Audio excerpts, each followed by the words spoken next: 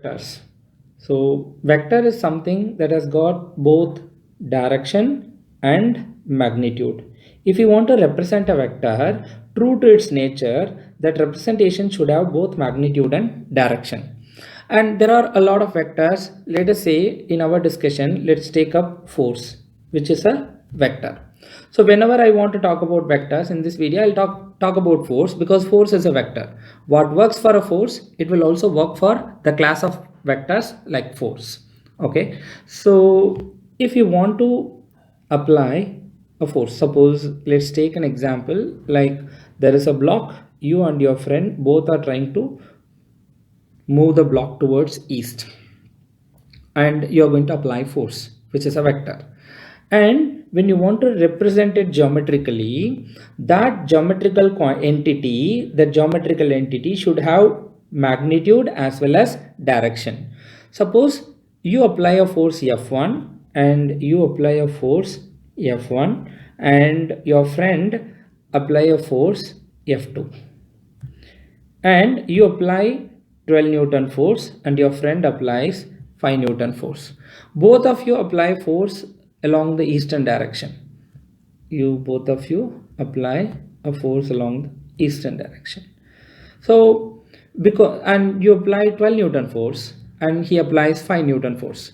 What you do is to represent that you have applied 12 Newton force and you draw a 12 centimeter line or 12-inch line along the eastern direction.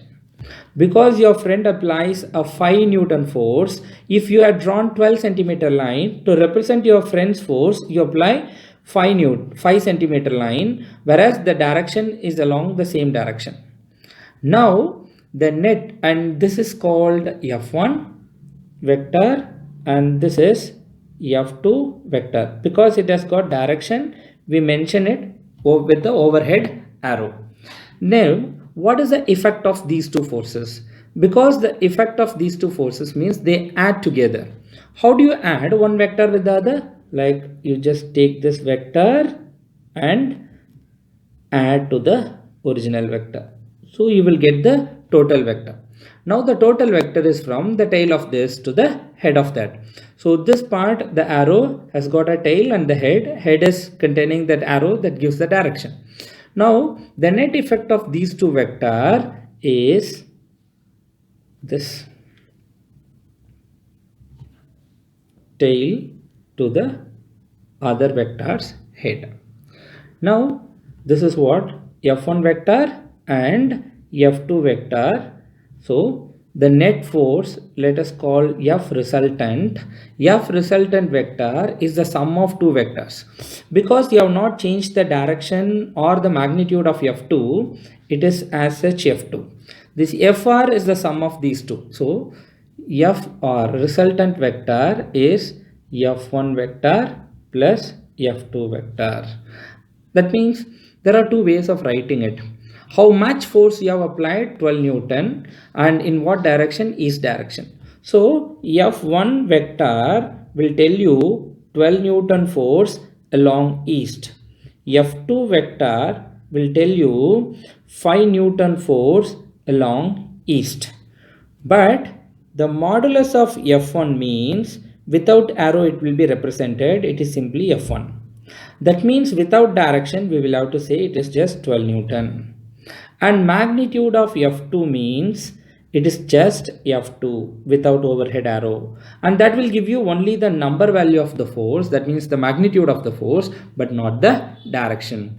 This is what the difference between force vector and force. Okay, so now FR is the resultant vector. Resultant vector means you can now, after calculating the resultant vectors, you can remove these two vectors and you can use only one vector, which is FR vector. That is the sum of these two vectors. The effect of these two vectors put together is equal to F1 vector plus F2 vector.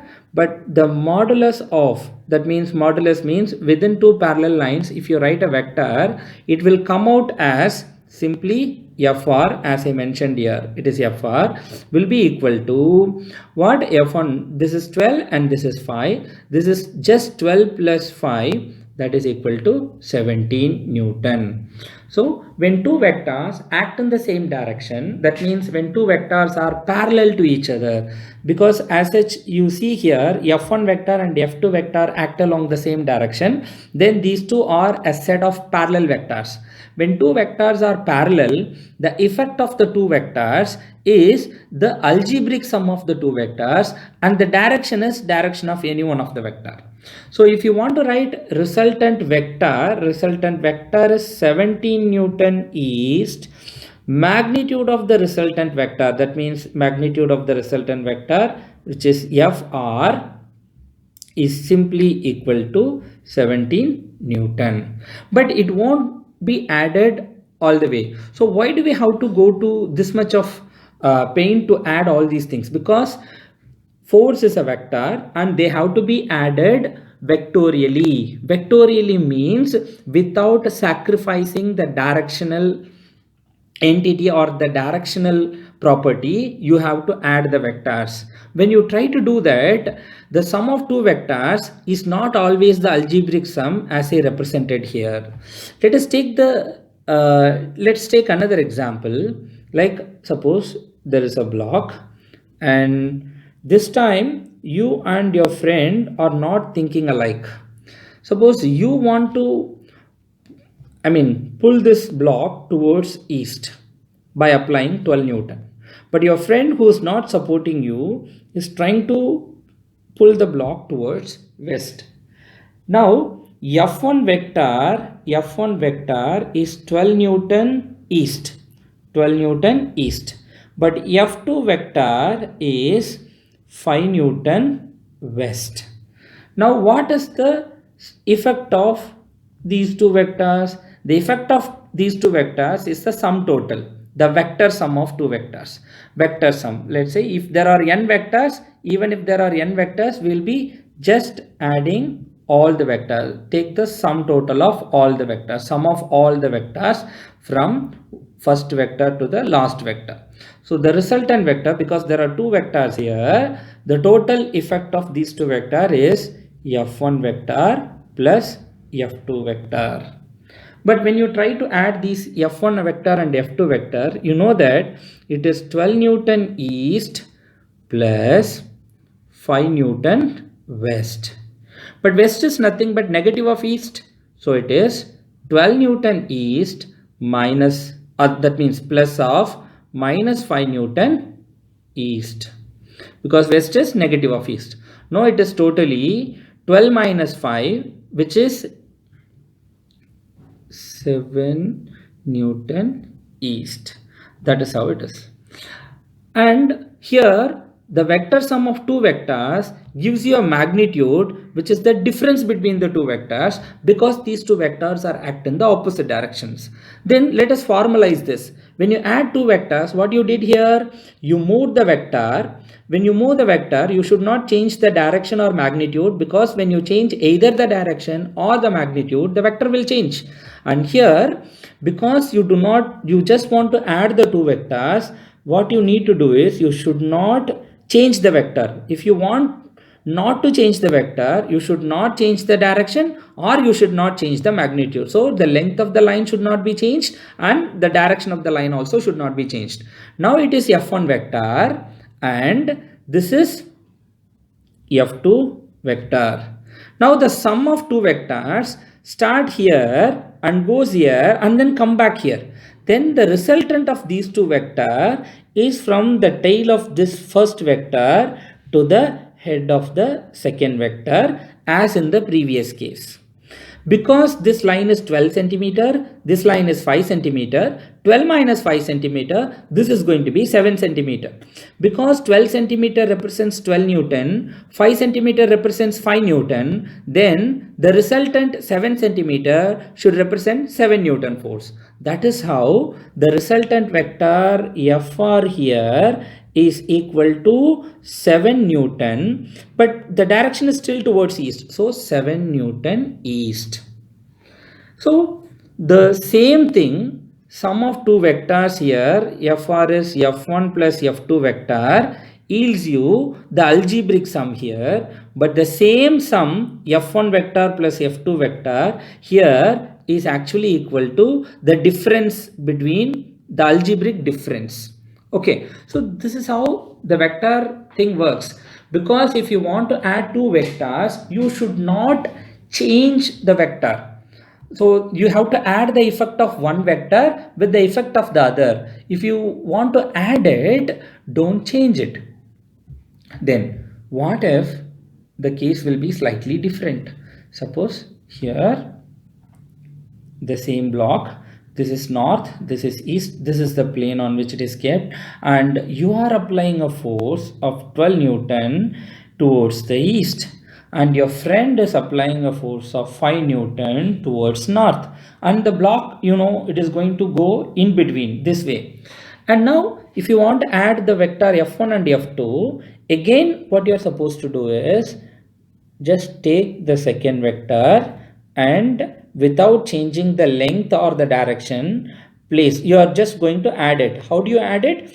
When the first vector ends, begin the second vector. By placing the tail of the second vector onto the first vector, now the sum total of these two vectors is from the tail of this vector to head of the second vector.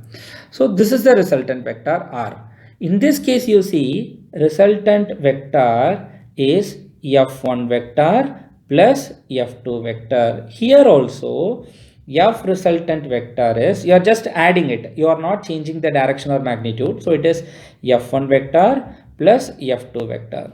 Because these two form the two sides of a right angle triangle, you know that the magnitude of fr is root over magnitude of f1 square plus magnitude of f2 square. So this is the magnitude of fr. Magnitude of fr is fr.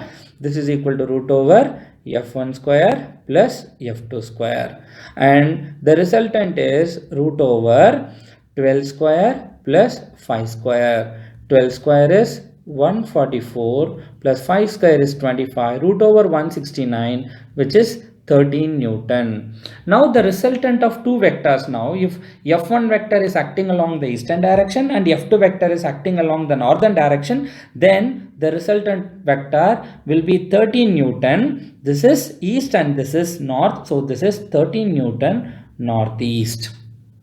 And that's how the vector. So this is not only for parallel vectors here like this, or anti-parallel vectors, and or the orthogonal vectors. The class of vectors that we have seen here, both the vectors are parallel to each other, so they are called parallel vectors, and these two vectors are opposite to each other, and this is an anti-parallel set of anti-parallel vectors. These two vectors are acting right angle to each other, so they are called orthogonal vectors. So when the vectors are parallel, the sum of that is the total magnitude of the vector is algebraic sum, and when the vectors are anti-parallel, the vector sum of two vectors is the difference in magnitudes, and when the vectors are orthogonal, and we will use Pythagoras theorem to find the resultant of the vector.